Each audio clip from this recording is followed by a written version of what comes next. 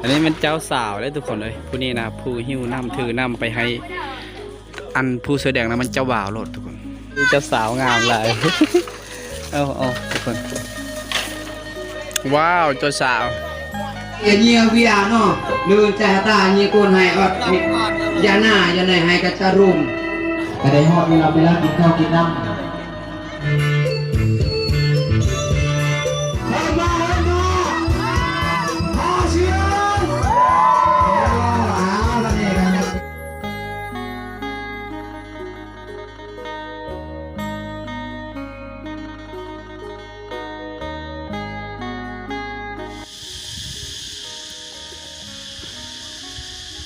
เอาสบายดีทุกคนสบายดียามตอนเศร้าทุกคนนะตอนนี้ไอเคได้คามมาอยู่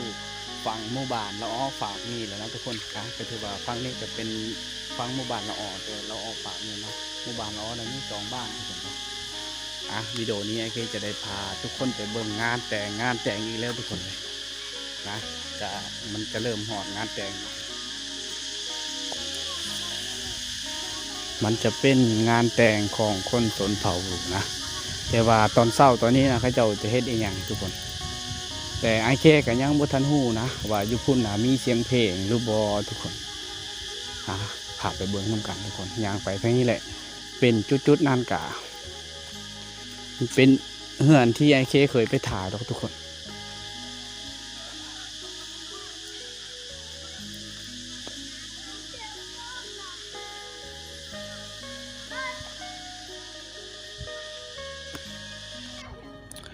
โอ้ทุกคนเลยอันนี้มันดอกคูนเข้ามาเบิ้งดอกคูนนะทุกคนเพราะว่าฤดูนี้กะมันจะเป็นฤดูมันจะแตกดอกนะนี่กำลังสิเป็นนั่นไอเคยังบ่ได้เข้าจุดงานแต่งดอกทุกคนเลยตอนนี้กะมาเบิ้งอันนี้ก่อนนะในระหว่างทางได้เห็นดอกคูนก็จะแวะเพราะว่าดอกคูนมันงามนะทุกคนถ้าเป็นไปได้ก็อยากให้มันอยู่ไกลเหือนไอเคก็คือสีขักนะทุกคนนะขาวเหลืองอะหยะเลยส่วงนี้นะกำลังแตกเป็นดอกเลยทุกคนเลยผู้จุดนั้นนะอาจจะมีงานแต่งงานอย่างและอยู่ผุนทุกคนเลยบ้านดั้งเดิมเลยดิ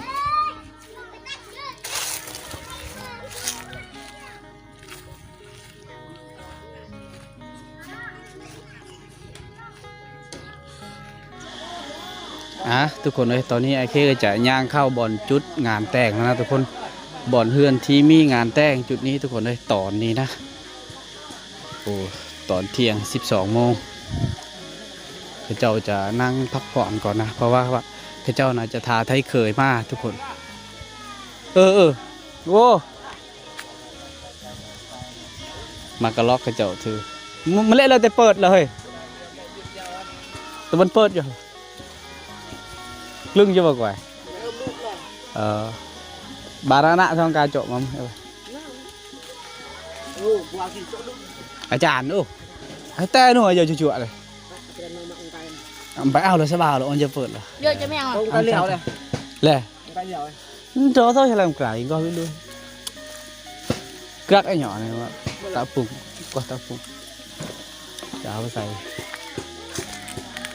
สัญญาณละเกาป่ะละเกามาลักหาทุกคนเลยได้เข้าอยู่จุดนี้แล้วนะตอนนี้ไอ้เคมายืนจุดนี้ทางพุ้นก็เส้นทางออกเมืองนะเส้นทางออกเมือง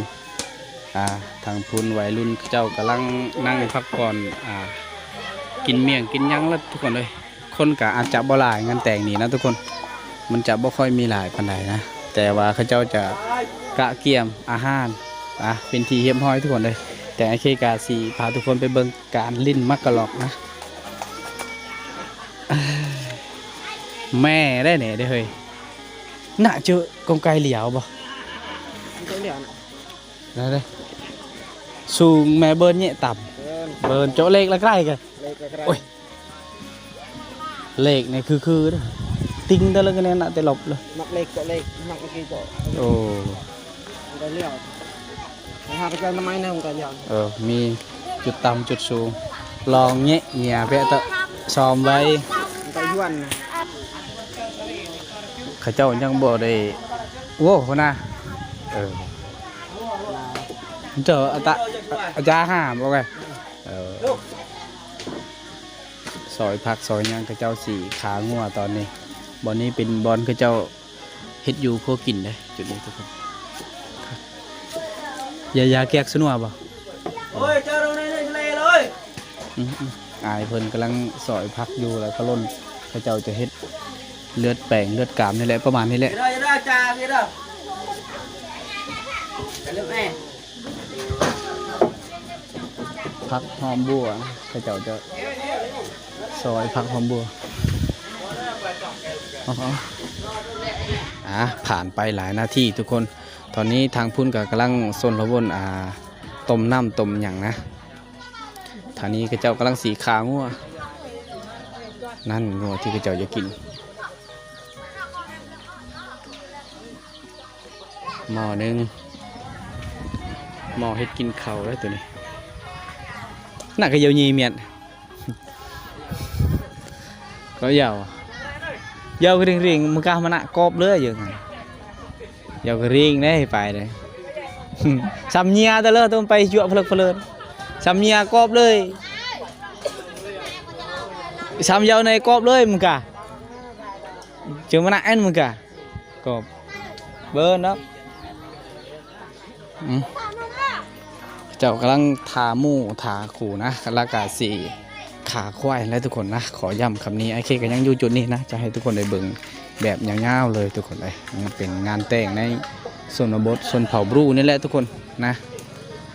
ทุกคนในจุดนี้ไอ้เคก็เคยมา2-3วิดีโอจุดนี้ทุกคนที่ว่ามาจุดนี้เที่ยวนี้ก็ที่ว่าวิดีโอนี้นะก็มีงานแต่งอยู่ในเฮือนหลังนี้ทุกคนเฮือนหลังนี้แหละแต่ว่างานแต่งแบบเงียบๆงานแต่งหมดนี้คนอาจจะว่าหลายปานใด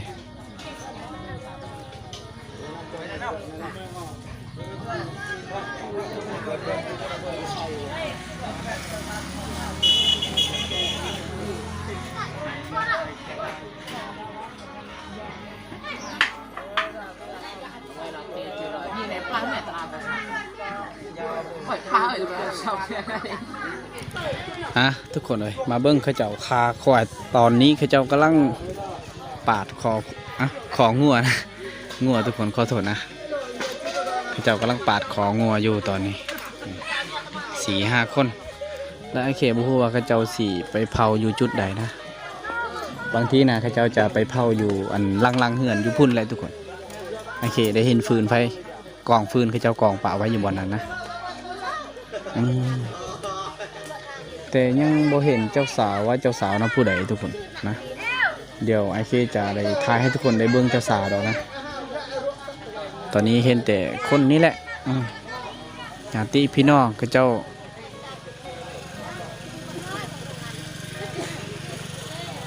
มันงัวกำลังสิตายแล้วนะส่วนวันนี้นะเขาเจ้ากำลังกินข้าวอาหารแต่มื้อเช้านี้เขาเจ้าว่าผู้สาว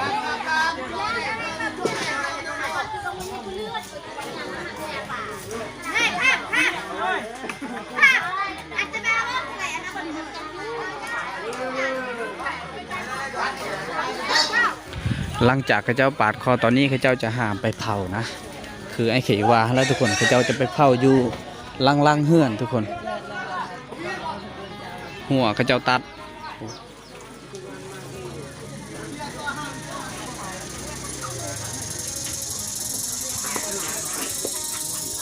มาจะพาไปเบิ้งเขาเจ้าเผางัวทุกคนเลย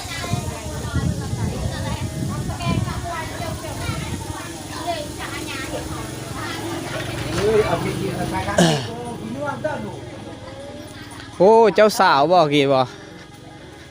โอ้ย อันนี้มันเจ้าสาวเลยทุกคนเลยผู้นี้นะผู้หิ้วน้ำถือน้ำไปให้อันผู้เสื้อแดงนะมันเจ้าบ่าวโลดทุกคน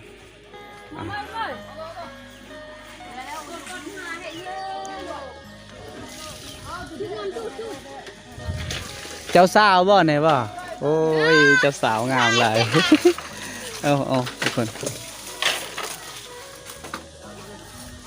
โอ้โหก่อยปืนไอเคอยู่นี่อยู่ฝืนกกหมากลำไยนะตอนนี้เขาเจ้ากำลังเอาออกฝืนเพราะเขาเจ้าสี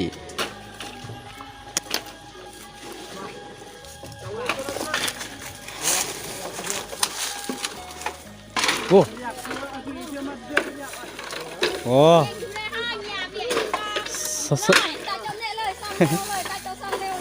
สมองหนึ่งแล้วออดนี่ก็จะเบิร์แล้ววะตึงมากเบียร์ต้อยจ่ายเนี่ย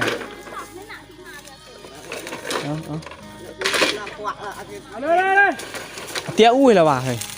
เขาเจ้าจะเอาออกฝืนก่อนนี่แหละ ไปได้ครับโน่นเลยไปครับ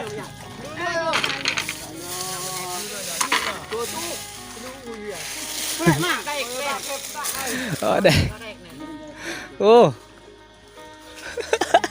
กดหลักเลยเนาะสองคนนะเขาเจ้าทนเลยทุกคนอันนี้แมนเวทีที่เขาเจ้าจะลำวงในยามตอนกลางคืนนะตอนนี้เขาเจ้ายังบริทันลำวงแล้วทุกคนเวทีเขาเจ้าจะอ้อมด้วยใบมะพร้าวเขาเจ้าเฮ็ดคักตอนนี้ก็ซี่ไปเบิ้งเขาเจ้าลิ้นมักกะลอกนะเงินไอเคพันเก็บใส่ปะไว้อยู่บนนั้นทุกคน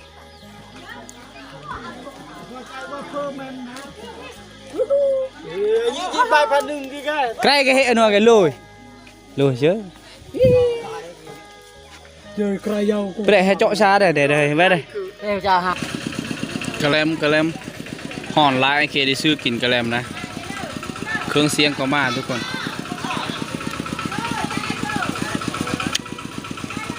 เขาชื่อ Power M มาก่อน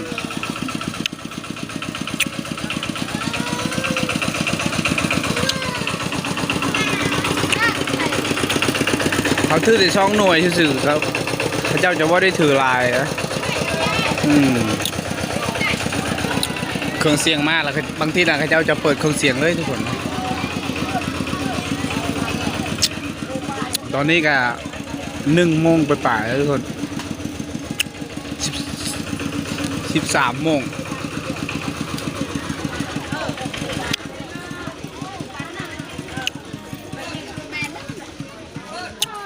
เรียบร้อยเขาสีตั้งบอนไดทุกคนเครื่องเสียงนะ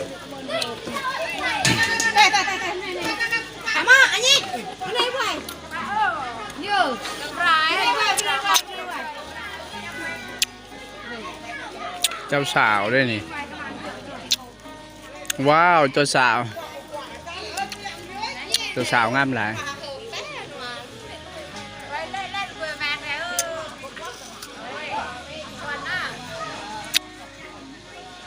เขาอยากรู้จักผ่านไปอีกหลายนาทีทุกคนในที่สุดเครื่องเสียงก็จะมาฮอดนะทุกคนเขาเจ้าจะบ่ได้เปิดลายเพราะว่างานเขาเจ้านี่จะบ่ได้มีการฟ้อนลำวงบ่มีทุกคนมีแต่เขาเจ้าจะห้องเพลงเอานะแล้วก็ตอนนี้ทางอายเพิ่นก็ได้เอามาเครื่องเสียงนะเอามาเครื่องเสียงเขาเจ้าจะบางทีเขาเจ้าจะบ่ได้เปิดเขาจะเปิดกลางคืนอย่างเดียว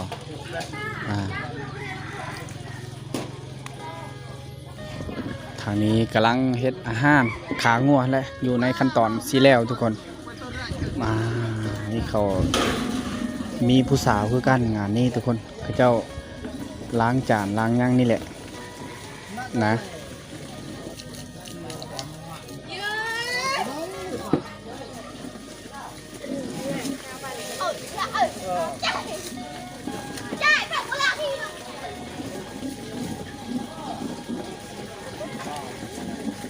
มีหมูมีหมามานำนะเอาลูกหลานเขาเจ้าเป็นเวทีเดี๋ยวได้เขาเจ้าเฮ็ดนี่นะกลางคืนแล้วเขาเจ้าจะมาออกขึ้นห้องเพลงอยู่เวทีอยู่นี่แหละทุกคนอันนี้เป็นโต๊ะเต็นท์ที่เขาเจ้าจะฮับแขกฮับบัตเซอร์ในยามมื้ออื่นนะอ้ายใหญ่เพิ่นกำลังต่อเครื่องเสียงต่อสายฟอกสายไฟแถวโต๊ะแถวเต้นนี่แหละทุกคนนะตอนนี้แต่ว่าเครื่องเสียงกับบางทีเขาเจ้าก็บ่ได้เปิดนะทุกคนท้ากลางคืนนะบางทีก็ไอเคจะพาทุกคนไปเบิ่งในยามกลางคืนเลยแต่บางทีก็ บ่ได้หอดยามกลางคืนนะเป็นงานแต่งในป่าลึกคือกันนะทุกคนงานแต่งในป่าลึกเลยก็ว่าได้ได้จุดนี้ผู้สาวก็บ่ค่อยมีจะหลายมันบ่ค่อยมีหลายนะการเว้าก็ต้องขอโทษนะทุกคนเพราะว่าเว้าลาวบ่ค่อยเก่งปานใดทุกคนเลย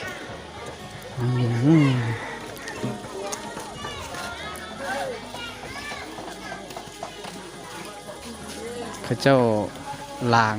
อาหารด้วยว่าล้างเครื่องในนี่แหละ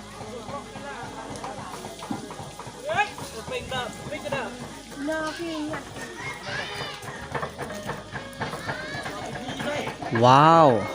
เสียงเขาเจ้าพักลาบหรือว่าลิงทุกคนเลยเฮ็ดอยู่เฮ็ดกินนะอยู่ทึ่งเฮือนครัวนะเขาเจ้าเฮ็ดอยู่เฮ็ดกินแต่ว่าไอเคจะบ่ได้ไปขึ้นเบิ่งทุกคนนะมีแต่อยู่นี่แหละนะถ่าเบิ่งบรรยากาศอยู่นี่แหละทุกคนนะเอาทุกคนในตอนนี้มาอยู่กับแม่ค้าขายจามนะอ้าวนี่แม่ค้าขายจามงามหลายทุกคนเลยเรามาขายจามขายลูกซีนนะขายอีหยังต่างๆไม่ว่าสิเป็น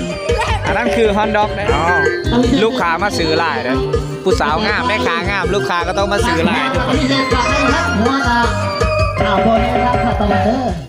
ไม่เละเนี่ย2,000เนี่ย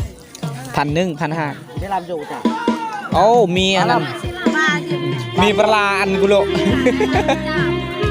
ปลากุโลทุกคนเลยขี้อยู่เลยโอ้สีแดงเขาเจ้าใส่สีลายข้องกโมนแนมแล้วเจิงจาเลยอันนั้นกระปะปนเนี่ยมันคือเด้อกระปะปนเด้อจองไว้ตัวนี้นะแต่ก็ใส่ลายๆเคที่ซื้อกินรถทุกคนเลยเราได้กิน3 ไม้แล้วทุกคนตอนนี้ยังอยู่ในผู้สาวน้อยขายจ้ามแล้วทุกคนเลยนี่แหละงานแต่งทุกคนเลยมันต้องมีขายจามขายลูกซีนขายยังต่างๆนะทุกคนแต่ว่าเขาเจ้ามาขายซีรีส์นะเขาเจ้าเหมือแล้วทุกคนเลยนะไอเคยังอยู่จุดนี้แหละนี่ขาลูกค้ามาซื้อเลยตอนนี้ก็เจ้า3 คนตอนอายเพิ่นถือเข้ามานำก็เจ้ามางานต้องได้ถือเข้ากินข้าวบอกข้าเจ้าจะแยกย้ายนะ4 อันมาเสิร์ฟอาหารให้กับเจ้าแขกที่มานะทุกคนก็จะให้มานั่งกินข้าวอยู่ในนี้ทุกคนเลยทางบาวซารี่เพิ่นก็จะได้เป็นโฆษกโฆษกประกาศให้ทางนั่งตู้นั่งตั้งท่านนี่แหละเจ้าภาพเพิ่นจัดแล้วเป็นทีเรียบร้อยแล้วเอิญคนมากินข้าวนะเอิญทางหมู่บ้านมากินข้าวทุกคนเลยโอ้เขาเจ้าได้ฟังเมื่อไรตอนนี้บาวซารี่เพิ่นได้เป็นโฆษกในตอนนี้นะทุกคนเสิร์ฟจะรอเด้อกินข้าวกินน้ำเด้อบ่ดีเด้อจะจังสิได้เปิดบรรเลงทำเพลงพุ่นแหละกลางคืนพุ่นแหละบ่ดีเสิร์ฟเรียบร้อยบัดนี้นี่แค่นี้แหละซ้ำนี่ก็จบหยะเลยบัดนี้โอ้ยโฆษกหน้าใหม่เอาพอเลยก็ได้ฮอดเวลากินข้าวกินน้ำเสิร์ฟเด้อเพราะว่าจะเป็นมันผู้เฒ่าผู้แก่หรือว่าวัยรุ่นเพราะว่าจะเดินทางไกลหรือไกลกับมาร่วมในงานได้กินข้าวกินน้ำนั่งตักนั่งตู้ในตู้ในเต็นท์ลบเด็ดก็ดูพี่น้องเด้อหอดเวลาแล้วพอดีเสิร์ฟเด้ออาจารย์เบียร์เด้อข้าเจ้าก็จะเริ่มขั้นตอนกินข้าวทุกคนเลยคนก็มาเต็มบาทนี่ นี่แหละข้าเจ้ามาเสิร์ฟอาหารตอนนี้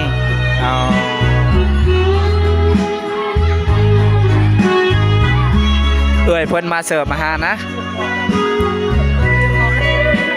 ทุกคนเลยหลังจากที่ข้าเจ้ากินข้าวอิ่มแล้วตอนนี้ข้าเจ้าทั้งน้องๆเพิ่นก็มาล้างถ้วยล้างจานอยู่จุดนี้ทุกคนเลยนะโอ้ยเอาเด้อมอม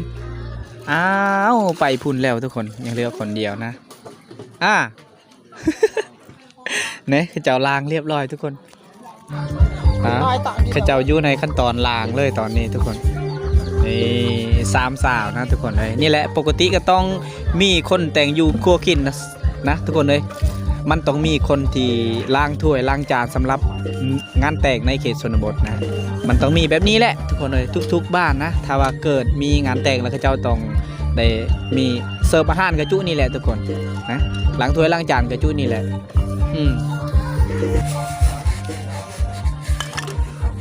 สิ่งที่สำคัญก็ต้องได้ใส่มือนั่นแหละเขาใส่สไลด์ข้างแหน่ได้ทุกคนนะเพราะว่ามันงบน้อยเขาก็ต้องได้เอาถ้วยเอาจานโต๊ะเก้านะ ทุกคนเลยว่าความเขาเจ้าใส่งานนำแถวนี้มันเป็นนองเลยนะโอ้ยสามสาวล้างจานในงานแต่ง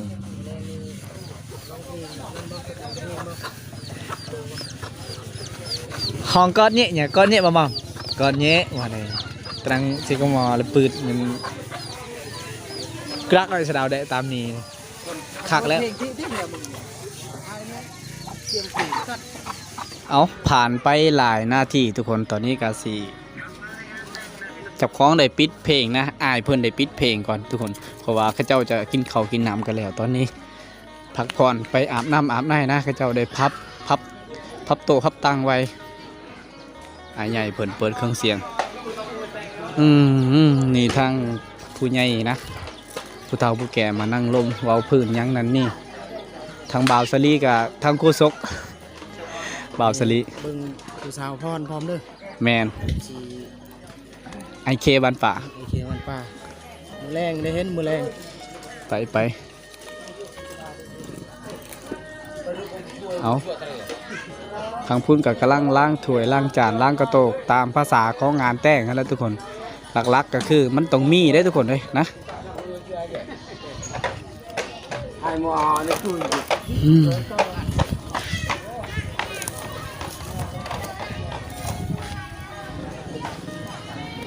ทรงเปียกไปอาบน้ำเมื่อกี้นะกับบ่าวสลีลงอาบน้ำเลยทุกคนหลังจากอาบน้ำแล้วเขาก็ได้ขึ้นทรงจนว่าแห้งคือเก่านะ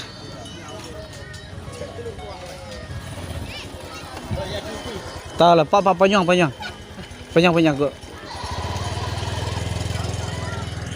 เอาทุกคนเลยตอนนี้ไอ้เคได้ย่างออกจากจุดงานแต่งแล้วทุกคน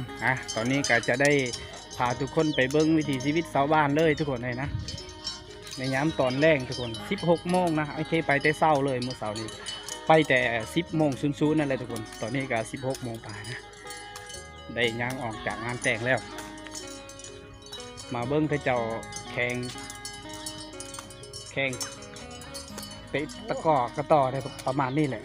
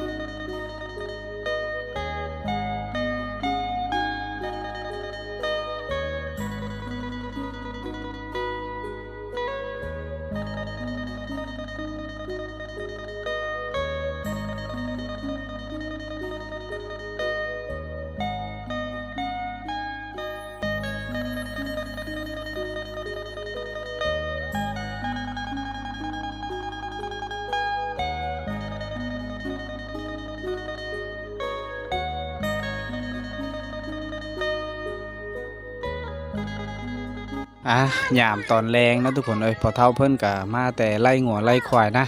มันเป็นวิถีชีวิตของชาวบ้านในเขตชนบทนี่แหละทุกคนเลยนะแบบนี้แหละเขาเจ้าจะใช้ชีวิตยามนี้นะเขาเจ้าปล่อยได้ควายแต่ว่าปกตินะเขาเจ้าปล่อยแต่ว่าตอนนี้เขาเจ้าจะไปเบิ่งไปจอบเบิ่งตลอดทุกคนเลยกลางหมู่บ้านเขาเจ้าเลยตอนนี้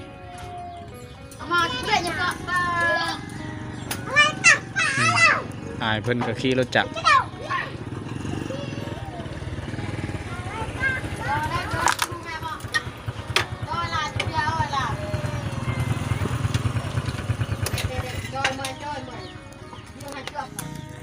อ่ะทุกคนเลยมาเบิ้งเขาเจ้าเอ้ยมาเบิ้งเขาเจ้าเตะก็ต่อก่อนเขาเจ้าลงเงินได้เตะลงเงินได้นี่โอ้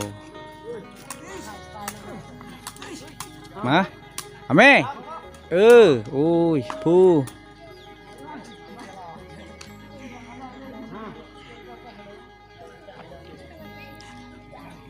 เป็นเจ้าของคนเดียวเดียวนี้อย่าไปก็เป็นอย่างนี้ หาเลขก็ลบเลือบบ่อ๋อเอาอ่ะnhạ bà này mà tăng vép bà này ơi đó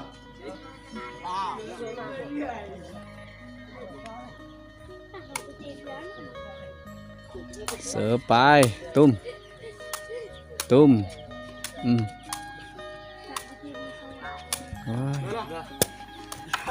dọc cạ trong vạ bờn áo tum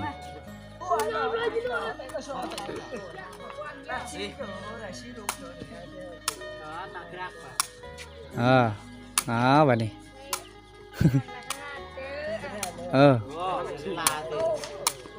cóp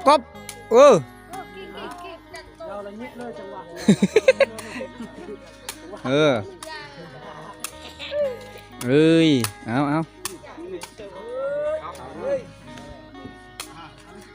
tum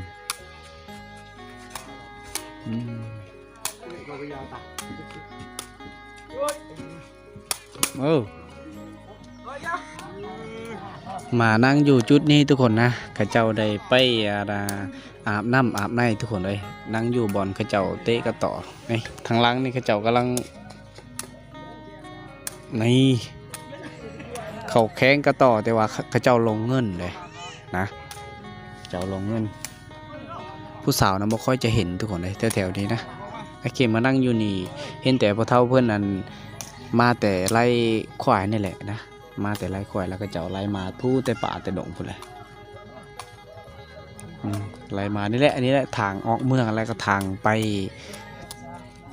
นั่นไปนี่ไปให้ไปนาไปสวนเขาเจ้ากับเส้นทางตัวนี้แหละเส้นทางเส้นเดียวตัวนี้แหละทุกคนถ้าว่ายามฝนก็อาจจะไปลำบากเลยแต่ว่ายามนี้ก็พอโอเคอยู่ทุกคนฮะพอจะไปได้อยู่ทุกคนเลยเอาทุกคนเลยตอนนี้ก็ผ่านไปแล้วนาทีนะไอเคมาอยู่จุดงานแต่งอีกนะทุกคนเลยตอนแรกตอนนี้16 โมง 17 โมงนะข้าเจ้าได้มาคีย์บอร์ดหรือว่าปีโนงานข้าเจ้านี้จะบ่ได้ใส่เสียงเพลงนะมีแต่ข้าเจ้าจะร้องเพลงเอานะและก็มีผู้เล่นนักดนตรี มีเล่นนักดนตรีนะเดี๋ยวโอ้ยมาเบิ่งตัวนี้ ข้าเจ้าลินมากระลอกแต่เสาเลยทุกคนแต่เสาเลยนี่ข้าเจ้าป่านนี้ข้าเจ้ายังบ่ทันได้เลิกนะ4 โมง 5 โมงเลยไม่ต้องซับไปยอบ่เขาไม่ซับไปยอครับแกเสื้อแกยั่งเลยทุกคนนะเอ้ยทุกคนเลยมาไอเคยังบ่ทันได้ให้ทุกคนได้เห็นนะบอลเขาเจ้าเฮ็ดอยู่คั่วกินก็เหมือนเดิมทุกคนนะนี่บอลนึ่งข้าวบอลเฮ็ดกินข้าวจุดนี้นะ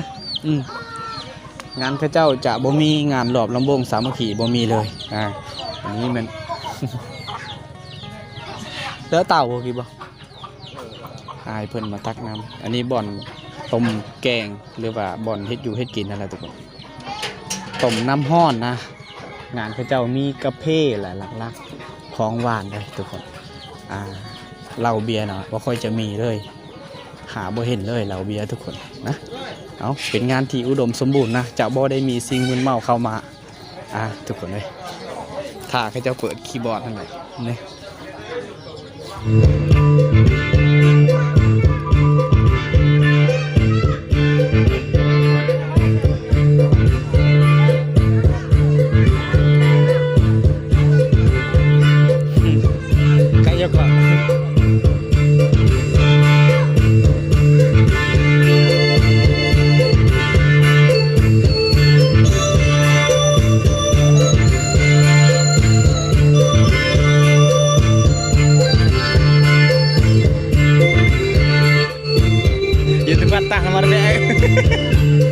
Ya tempat tangki baru aja.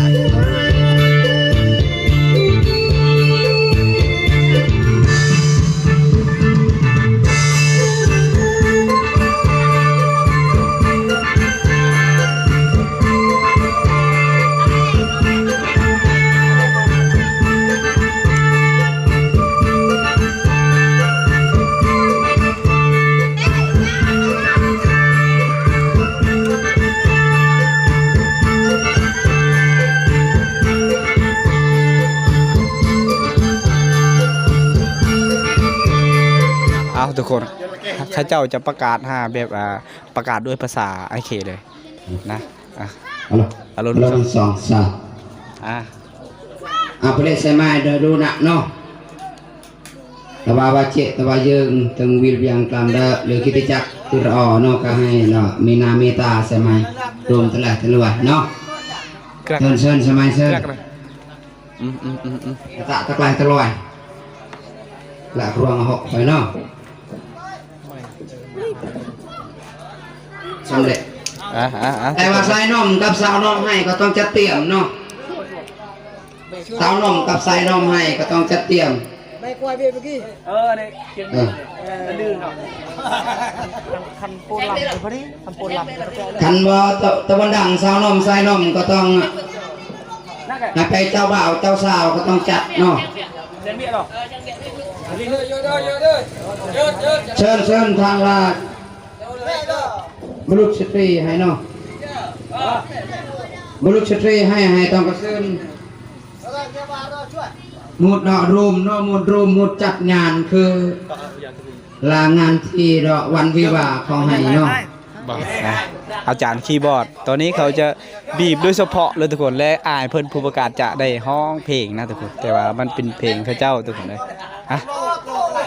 เอาเชิญเนาะโอ้ย2คนนี่เป็นเบิดเลยทุกคนนักดนตรีเพิ่นได้ดินำทั้งกิจจักรคือรายการคือผู้ค้าเนาะก็ให้ไปเปิดไปรับเปิดไปวัดคือจานให้แต่ละเนาะก็สิดีกูได้เฉลี่ยกำลังเริ่มเลยกำลังสิเริ่มเปิดเครื่องเสียงอายเพิ่นตอนนี้มาทุกคนเลยโอเคจะให้ทุกคนได้เบิ่งแบบยาวๆเลยนะโอ้ทางพุ่นก็กำลังนั่งฟังนั่งเบิ่งเขาจะทำพิธีอะไรตอนนี้นะคือราชบุญไทยให้แต่มจี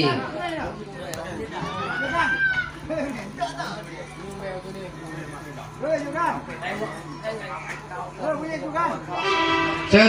ญ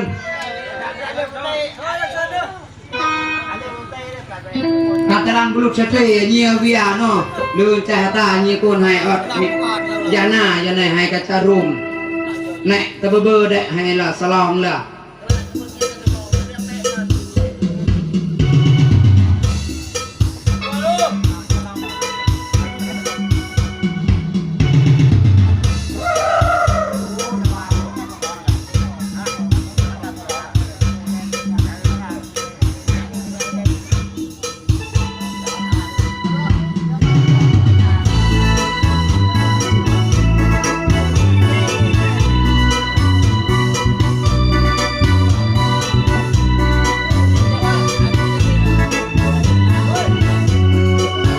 เชิญนายคนใหม่ให้ตามวยจังเลย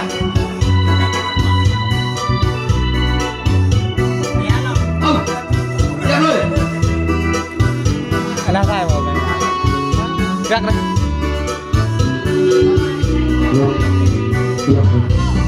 เริ่มสองเริ่ม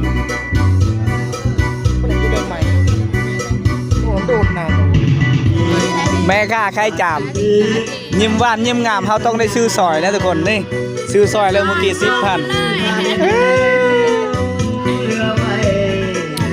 ย้ายเหรอไอ้เจ้าย้ายไม่นำขอบใจเข้าใจทะเลตะบรวยนั่นคุณจ้องเราอยู่นะเปล่าอย่างเงี้ยจะรอบางทีกันเงี้ยยังไงนะการเดือด2 ชั่วโมงในป่าพัดใน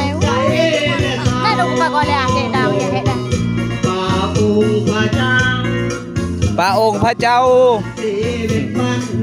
มี แจวพร้อมมีแจวพร้อมด้วยนี่ถ้าว่าซื้ออันนี้ก็ต้องได้จำแจวตัวนี้แหละบาวซารีเพิ่นได้ปิงนะได้ปิงขึ้นเพราะว่าอาการเดือดในฮอนดอกบ่ฮอนดอกฮะเอาก่อนเลยเอาตัวเตียวกันละเอาตัวเตียวบ่ เอ้ยเกือบเก็บใจเด้อก ำลังเอิญหาเจ้าบ่าวเจ้าสาวเด้อ เตรียมไว้เด้อเจ้าบ่าวเจ้าสาวให้เลยทำไรบ้างเราลอยเฮิมหน้าเฮิมตาเนี่ย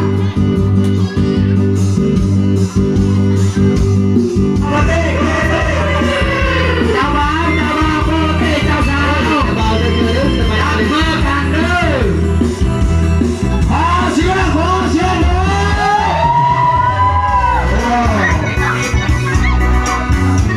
เจ้าบ่าวกับเจ้าสาวกำลังจัดเตรียมรอเนาะพี่น้องเนาะเห็นหน้าเห็นตาบ่พี่น้องเห็นหน้าเห็นตาบ่อาจจะมีเมียงหน้าเมียงตาอยู่เลยเห็นมา